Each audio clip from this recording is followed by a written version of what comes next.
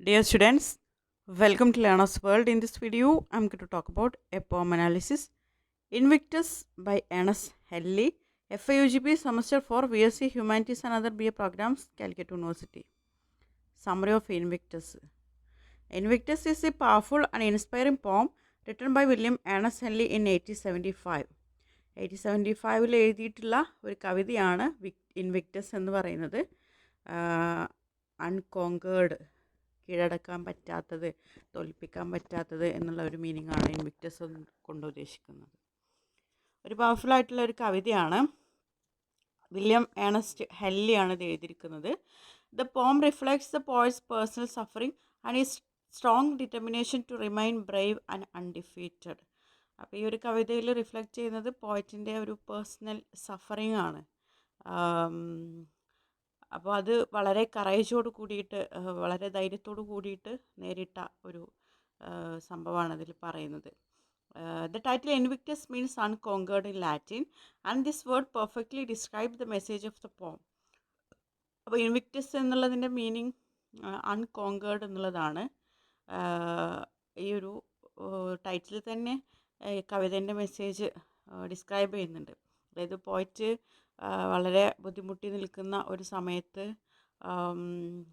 അതിനെ തോൽപ്പിക്കാൻ പറ്റാതെ തൻ്റെ ധൈര്യത്തോട് കൂടിയിട്ട്, കോൺഫിഡൻസോട് കൂടിയിട്ട് നിന്നിട്ടുള്ള ഒരു മെസ്സേജ് ഇതിൽ നൽകുന്നുണ്ട്. Helly wrote it while he was in the hospital after losing one of his legs due to illness.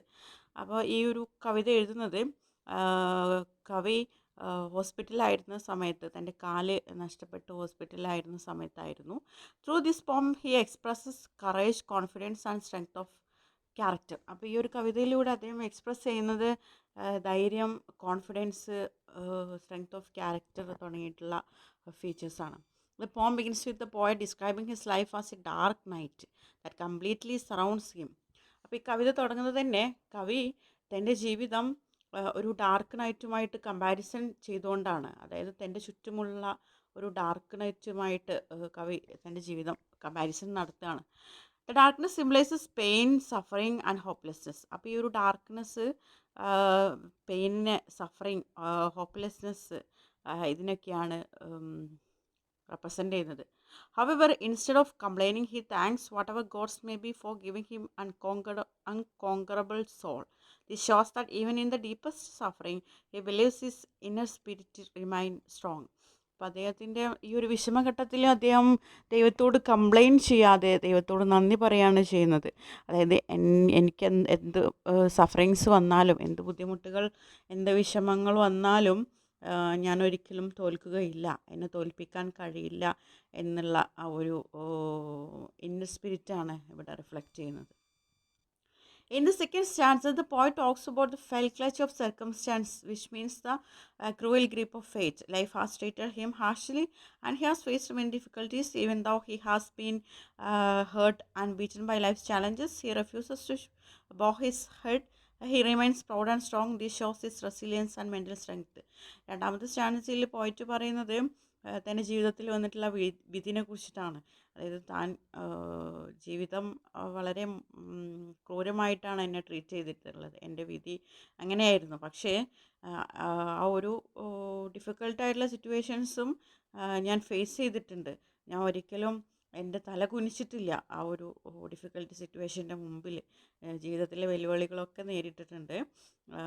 അതിൽ ഞാൻ പ്രൗഡാണ്, സ്ട്രോങ് ആണ്.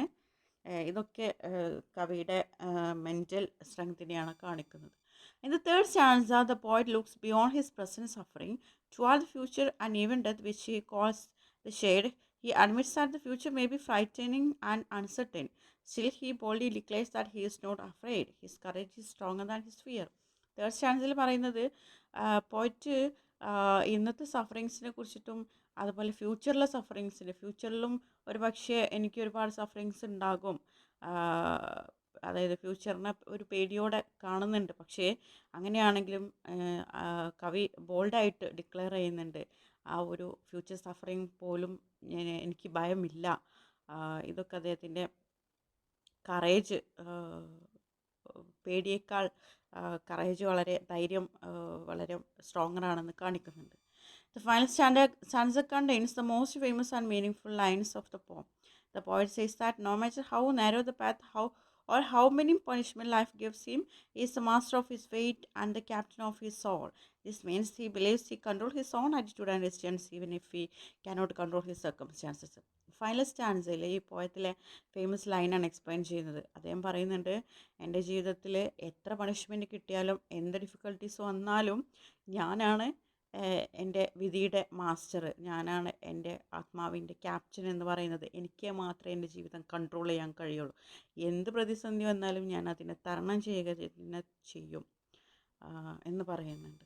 In conclusion, Invictus is a poem about courage, self-confidence and determination. It teaches that although life may bring pain and difficulties, the human spirit can remain strong and unconquered.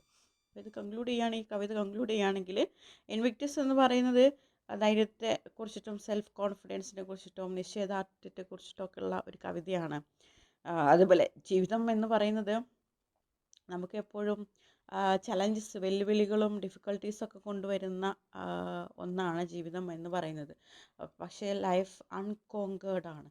അതിനെ നമുക്ക് നമ്മളെ ആ ഒരു ഡിഫിക്കൽട്ടീസിന്, ജീവിതത്തിലെ വെല്ലുവിളികൾക്ക് നമ്മൾ തോൽപ്പിക്കാൻ കഴിയരുത്. നമ്മളായിരിക്കണം നമ്മുടെ വിധി നിശ്ചയിക്കുന്നത്. The poem continues to inspire people around the world, including leaders like Nelson Mandela, who found strength in its message during difficult times. ഒരുപാട് ആളുകൾക്ക് പ്രചോദനം നൽകിയിട്ടുള്ള ഒരു കവിതയാണ് ഇത് ഇൻവിക്ടസ് എന്ന് പറഞ്ഞിട്ടുള്ളത്. എസ്പെഷ്യലി നെൽസൺ മണ്ടേല, അദ്ദേഹത്തിന് വളരെ ഡിഫിക്കൽട്ട് ടൈമിൽ വളരെ സ്ട്രെങ്ത് കൊടുത്തിട്ടുള്ളൊരു കവിത കൂടിയാണ് ഇൻവിക്ടസ് എന്ന് പറയുന്ന